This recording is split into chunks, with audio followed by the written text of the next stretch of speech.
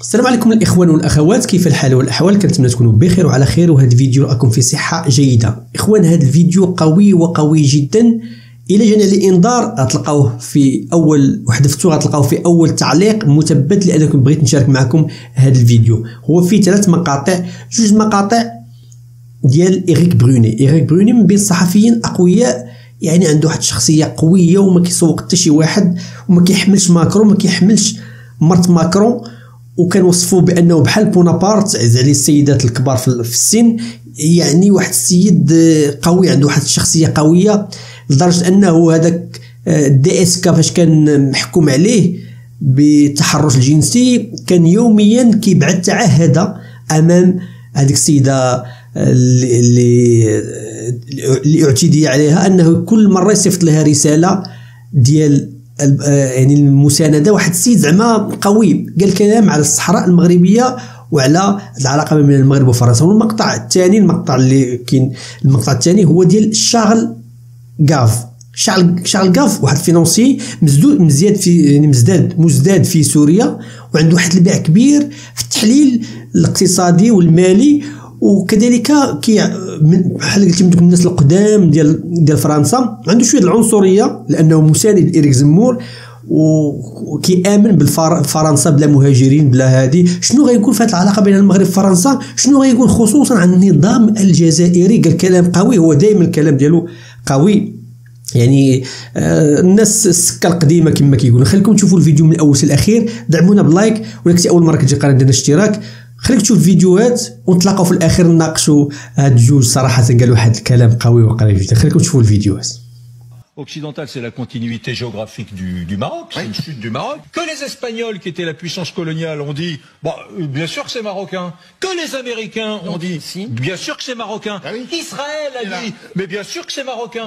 Et que la France soutient une espèce de mouvement, on pourrait presque dire terroriste, le Front Polisario, en tout cas, que le monde occidental dit au roi du Maroc, bien évidemment, le Sahara occidental relève du Maroc.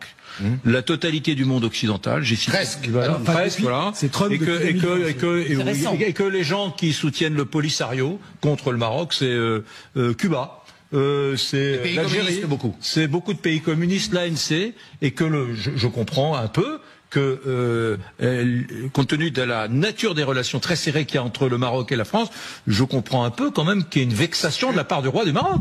Avec le Maroc, donc au Maroc, la semaine dernière, nous avons eu un terrible tremblement de terre qui a ravagé plusieurs dizaines de villages donc dans l'Atlas, là où le séisme a été le plus fort. Est-ce que, parce que la France a évidemment formulé au Maroc son envie d'aider, d'envoyer des secours, d'envoyer des moyens, etc. pour essayer de sauver les gens. Et alors que le Maroc a accepté ces propositions de la part de plusieurs pays, notamment l'Arabie Saoudite, d'autres pays, notamment musulmans, mais aussi l'Espagne, ils n'ont pas accepté notre aide à nous, la France. Alors, est-ce que c'est le signe d'une dégradation des relations franco-marocaines, je dirais, depuis au moins une dizaine d'années? Les relations franco-marocaines vont à peu près aussi bien depuis que M. Macron est là que les relations avec le reste de l'Afrique. Je ne sais pas si vous avez remarqué, on vole de succès en succès. Oui, tout à fait. On vole de succès en succès. M. Macron a décidé de s'occuper lui-même des affaires africaines. Écoutez, je crois qu'il a été, depuis qu'il a été élu, il a été plus de 40 fois en Afrique. Je ne sais pas pourquoi cet homme adore aller en Afrique. Et ça va de désastre en désastre. Ouais. Alors pourquoi les Marocains sont-ils fâchés? C'est que vous avez la vieille histoire. Vous savez, quand l'Empire français a contrôlé l'Afrique du Nord, vous aviez toute une partie de l'Algérie qui a été prise par l'Algérie à l'époque, enfin par l'Algérie française, qui était en fait marocaine. Puis tout le Sahara occidental, vous savez, tout le Sahara qui était tout... Donc on a pris le Sahara. Et puis les Marocains ont toujours dit, ça c'est à nous. Et ils n'ont pas fait de demande sur la partie qui était en fait marocaine, qui était maintenant algérienne. Mais avec les Algériens ont toujours soutenu les Sahraouis, c'est-à-dire les gars, soi-disant les nomades là-bas, ils doivent être trop pelés de tendus. C'est simplement parce qu'ils ne peuvent pas supporter les Marocains. Oui, il y a une grosse rivalité. Il y a une grosse rivalité militaire là-bas.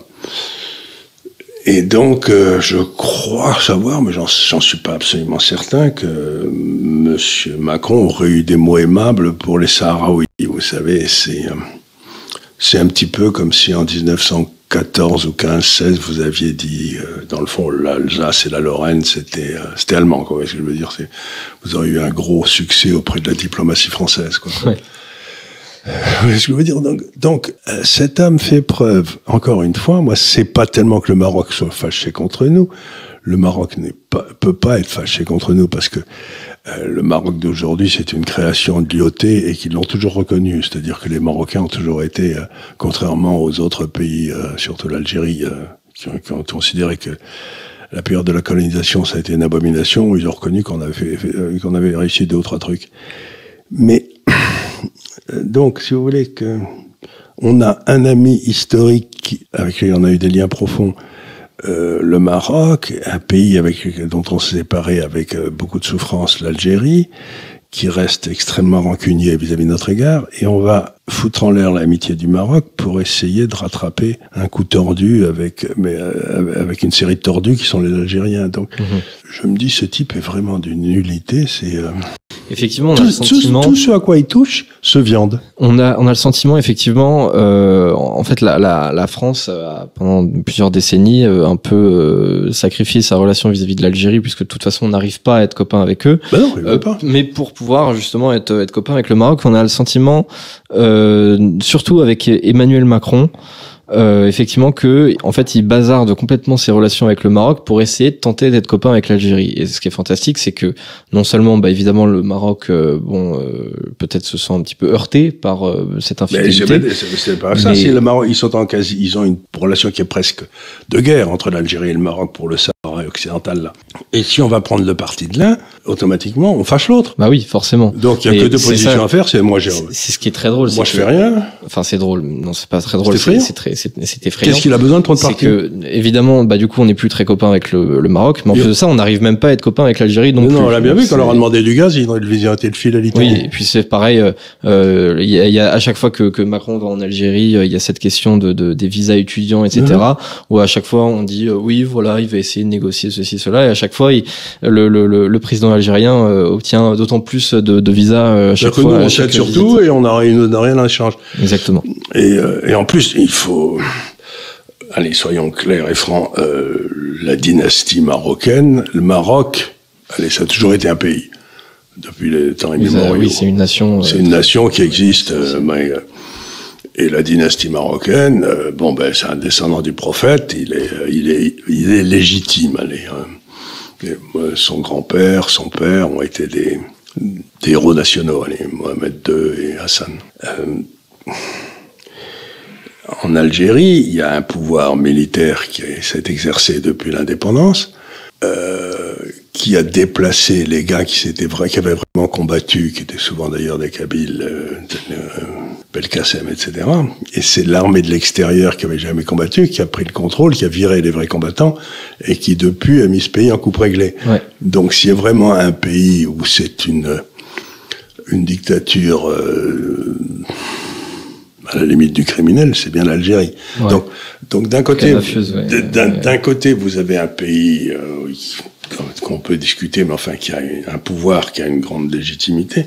De l'autre, pas vraiment. Et vous voulez essayer de faire un accord avec un pouvoir qui n'a pas de légitimité. Alors que de l'autre, c'est tellement, même du point de vue constitutionnel, institutionnel, que c'est tellement bête. Et c'est ne pas comprendre que aussi, justement, le peu de légitimité que les dirigeants du FLN tirent, c'est de s'opposer à nous. C'est justement de s'opposer à la France. Voilà. Plus ils tapent sur nous, plus ils renforcent leur légitimité, ils se confortent dans l'opinion. Enfin, je veux dire, à chaque fois qu'il y a un truc qui va pas en Algérie, qu'il y a une inflation à 2 chiffres, que il y a des problèmes d'approvisionnement, etc.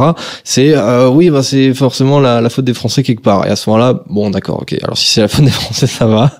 Ok, alors on va pas prendre le palais présidentiel d'assaut. Bon, ok, ça va. Donc ils ne peuvent pas. En fait, si on les sépare justement de leur opposition, voire même j'ose oui, mythe fondateur, absolument. C'est le mythe fondateur. De cette haine de la France. En fait, si on les coupe de ça, ils n'ont plus rien. Donc ils ne peuvent pas s'en séparer. Quelque part, c'est presque un jeu en fait pour eux de nous détester. Ils font peut-être même semblant. Ça se trouve, c'est même pas pour de vrai. Oui, quand ils sont malades, ils vont se faire soigner à Paris. Hein. Oui, bah ça, oui, y a pas de problème pour ça. Vu, hein. Oui, avec Bouteflika, oui, ça c'était aussi une sacrée histoire. Ouais. Donc oui, voilà, on constate encore une fois. Donc il peut pas faire un pas sans se prendre les pieds dans le tapis, quoi. Ouais, c'est terrible, d'autant plus avec les pays africains. Déjà avec les autres pays, il est pas forcément brillant, mais alors avec les pays africains, c'est encore pire. Il vole de succès en succès, quoi. On se dit toujours qu'il peut pas faire une connerie de plus, mais si. Ah oui, si, il en est capable. Et attention, parce que peut-être que 2027 arrivera bien plus rapidement qu'on ne croit. Ça se trouve, il aura un remplaçant qui sera encore pire. Ça se trouve, un jour, d'ici 20 ans. Édouard Philippe. Oui, ça se trouve, d'ici 20 ans, on regrette Macron. Hein, je n'espère pas, mais c'est pas possible. Ça risque d'arriver, hein, vu qu'à chaque fois on saute de prodige en prodige. Et alors, je voudrais évoquer deux petits sujets pour finir. Parce que aider dans ces circonstances avec ces éboulements, etc., c'est un travail de professionnel, et il ne peut y avoir que quelques pays qui aident. Il va pas y avoir 150 pays qui vont se marcher dessus dans les éboulements sur des petites routes de campagne, etc., ou de montagnes, voulais-je dire. Donc le Maroc devait choisir quelques pays. Il a choisi deux pays du monde arabe, et il a choisi deux pays européens, me semble-t-il, dont l'Espagne et je crois les États-Unis aussi, Lisa Marie. Hein. Alors c'est l'Espagne, la Grande-Bretagne, le Qatar et les Émirats Arabes Unis. Voilà, merci pour ce rappel. Pas les États-Unis, bien sûr, je suis approximatif. Espagne, Grande-Bretagne, et pas la France. Et la France, c'est l'allié historique du Maroc. Il y a beaucoup de franco-marocains, et ça paraît paradoxal. Alors les gens, j'ai entendu les explications. Vous savez que au moment des faits, vendredi, où est le roi du Maroc ?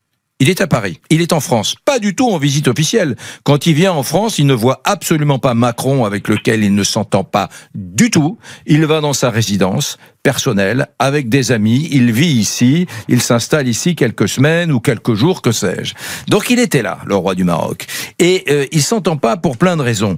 Vous savez, par exemple, que le poste d'ambassadeur du Maroc en France est resté vacant pendant des mois et des mois. Et Elisa Marie, il faut même vérifier s'il n'est pas encore à 7 minutes. Il est encore vacant. Toujours vacant. Toujours vacant. Il n'y a pas, pour vous dire la nature des relations conflictuelles, il n'y a pas d'ambassadeur du Maroc en ce moment à Paris. C'est fou. Bon, deuxième chose, effectivement, il y a eu des petites affaires dont on parle. Le Parlement européen a condamné la dégradation des libertés au Maroc, et c'est les députés macronistes qui ont poussé. Il y a eu ces histoires de restrictions de visas de ressortissants marocains sur les questions migratoires, et là encore, c'est Macron et les macronistes. Mais la vraie raison, c'est pas du tout celle-là. C'est que il y a le Sahara occidental, toute la partie sud du Maroc, que le Maroc revendique depuis des années, qui était une ancienne colonie espagnole. L'Espagne a dit, c'est normal que le Maroc revendique, nous reconnaissons la marocanité de ce territoire. Même l'Espagne, c'était sa colonie, a dit très bien, c'est normal. Les Américains ont dit bien évidemment c'est un territoire marocain, c'est dans le prolongement du Maroc. Israël a reconnu ce territoire, la communauté internationale tout entière reconnaît ce territoire, et la France, qui est l'allié historique, la puissance coloniale de jadis.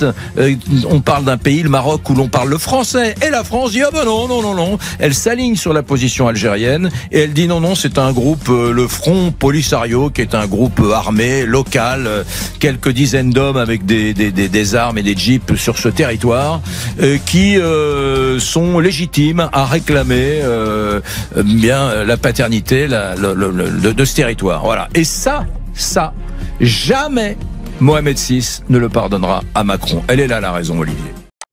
كما شفتوا الاخوان يعني كلام قوي وقوي جدا من هاد الجوج ديال الشخصيات المعروفه والمشهوره والناس كيسمعوا ليهم، يعني عندهم واحد كميه ديال المتابعه كبيره جدا. هذاك شارل غاف راه عنده تبارك الله منصه كامله وكيدير فيها لي بودكاست وكيدير فيها المقابلات ديالو. خلاص إيريك بروني معروف هو في الميدان الاعلامي، وهذا الشيء مزيان لينا حنايا باش ان نزيدوا، لان الفرنسيين هاد المتابعين ديالهم كيزيدوا يعرفوا شكون معاه من حنا معاه من حشره الله في الجوار، لانه يتسالوا علاش فرنسا هذا المشكل ما بين المغرب وفرنسا شنو السبب ديالو، الجزائر، وشنو السبب اصلا المشكل في الصحراء المغربيه، وكيجبدوا كاين اللي ما عارفش، ومزيان كبر هاد الصغار كما قال الحسن الثاني. عطينا الراي ديالك، واش كتعرف هاد الجوج إيريك بروني وشارل غاف، واش كتعرف عليهم شي معلومات؟ شنو بالك في الكلام ديالو خصوصا الكلام القوي اللي قالوه؟ واش هادشي في نظرك انت غيزيد